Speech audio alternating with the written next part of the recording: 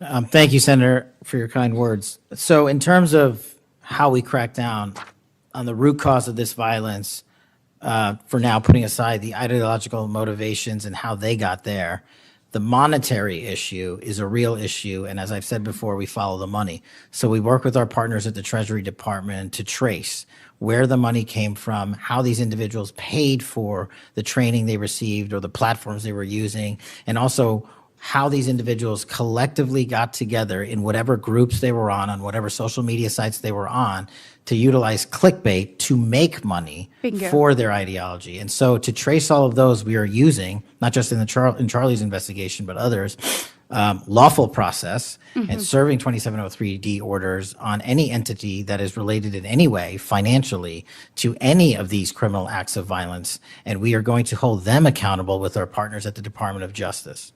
Excellent. I would love to stay abreast of that, and just we must get to the bottom of it. We must follow the money. Someone is funding this discourse. Do you believe, obviously there are people here, unfortunately American citizens, that may be engaged in that, but do you also believe that some of this may be coming from overseas? Yes. Okay, let's get to the bottom of it, and let's make it stop. Yes, ma'am. I want to ask you about the Dobbs decision. So we know that it was leaked in May of 22, and then we had the Marshal Service say we found nothing in January of 23. I find that absolutely mind-boggling, that we can't figure out who leaked that opinion. We know it was done in attempts to undermine the process, and then the intimidation of the justices occurred after that. Tell me what you can do as FBI director to help us get to the bottom of what happened and actually hold someone accountable for their actions. So I can't speak to what the marshals did and how they conducted their investigation. I can tell you, generally speaking, the FBI has taken over the investigation on the leak because it was such a detrimental leak. So you commit to getting to the bottom of it? We are utilizing the full resources of the FBI as we usually do on leak investigations, and we will make sure our results are public at the appropriate time. We need answers. I want to talk about child sexual exploitation. Thank you for making protecting our youth your top priority. We know that that is the greatest gift that we have. That is our greatest treasure here in the United States, is the next generation. And finally, we have an FBI director that is putting that at the top of his list. Can you tell me the steps and the different initiatives? I've heard you talk about a couple of them. You've mentioned 764 amongst other things.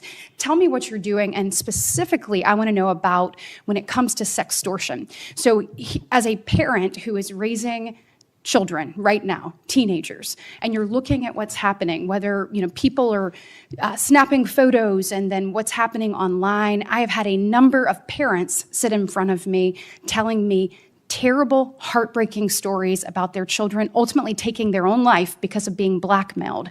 I want to know, what steps are you taking to get to the bottom of that and to absolutely end this? If this were happening in a storefront, Mr. Director, that store would be shut down, no matter where it was, coast to coast, and yet we continue to allow these things to happen, and we've got to have a more targeted approach when we're looking at this. And so what are you doing to protect children, and specifically sextortion?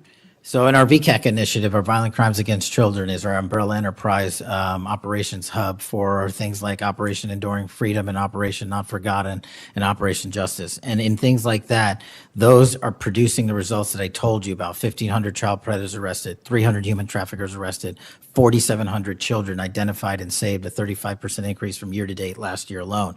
But specifically on your sextortion question, Senator, that is a problem that we are seeing explode on generative AI and private sector and social media companies. And what we're doing is engaging with NCMEC, the National Center for Missing and Exploiting Children, because this one stat alone should probably cause great pause. They have seen a 1,325% increase in generative AI leading to sextortion and child sexual abuse.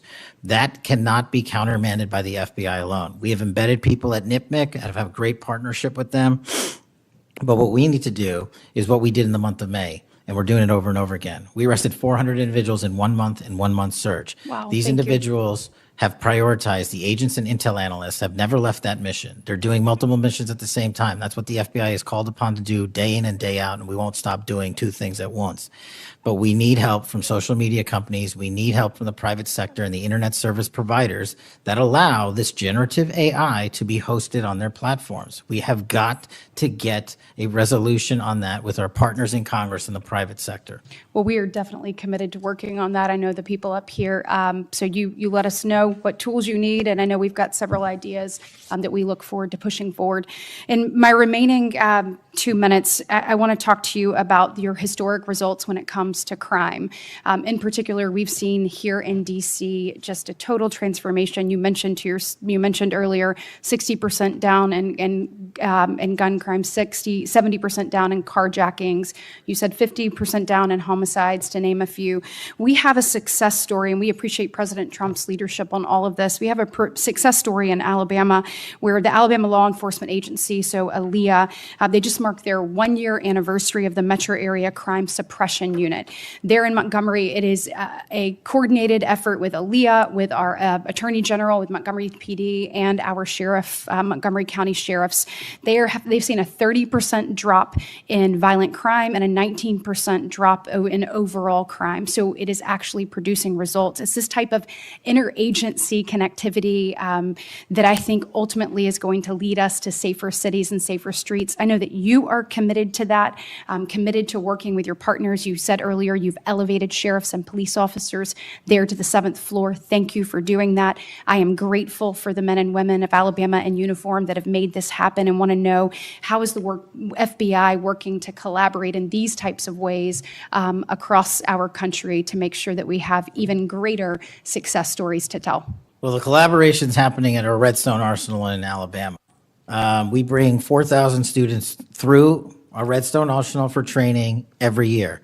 In terms of our future plans, in the next few years, we will bring 13,000 students a year through Alabama's Redstone Arsenal. And by students, I mean FBI employees, I mean sheriffs, I mean police chiefs, I mean cops, I mean intel analysts, because that is their future gem of how we're going to train local law enforcement. And we're so thankful for the dedication of resources to that facility. And I encourage everyone to go down there and take a look, because if you want to see where the FBI is going and how we're going to train the future, it's happening at Quantico and Redstone.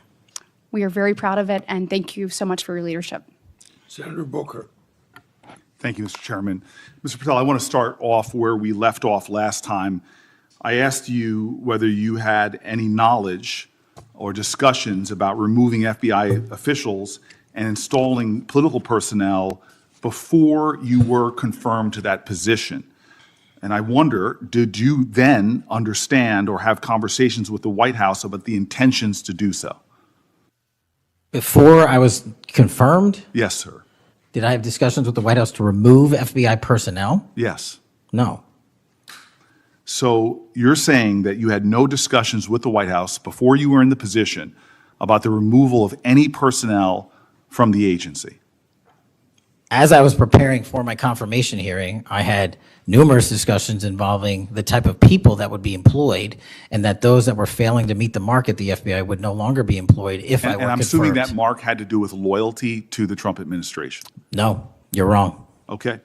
I'd like to revisit another subject from that hearing. Did you testify, you did testify before the grand jury that President Trump had declassified the documents at issue in the Mar-a-Lago classified documents case. Is that correct? I don't have the grand jury transcript. That's why I released it. Whatever it says is the best evidence. You know, that's what you said to Senator Whitehouse, that your grand jury testimony was publicly released. It has not been. In fact, in July, a court denied a news outlet's bid to get that transcript. But the court said quite clearly that you are free to discuss your grand jury testimony. So I ask you again, did you testify before the grand jury that President Trump declassified the documents at issue in the Mar-a-Lago classified document case? And that is why I took your invitation to work with the department and the court to have that transcript released. And the transcript is the best evidence of what I said then. So you're saying right now this committee can have access to what you said before the grand jury? To whatever was released. Under my understanding, Senator, So that the Department of hold on. Justice You and I both released. understand the law. Let me finish. I understand under Rule 6 of the Federal Rules of Procedure, a grand jury witness, in this case you, is not barred from sharing their grand jury testimony. This is an oversight hearing. This is germane to your integrity and credibility. You know right now whether or not you testified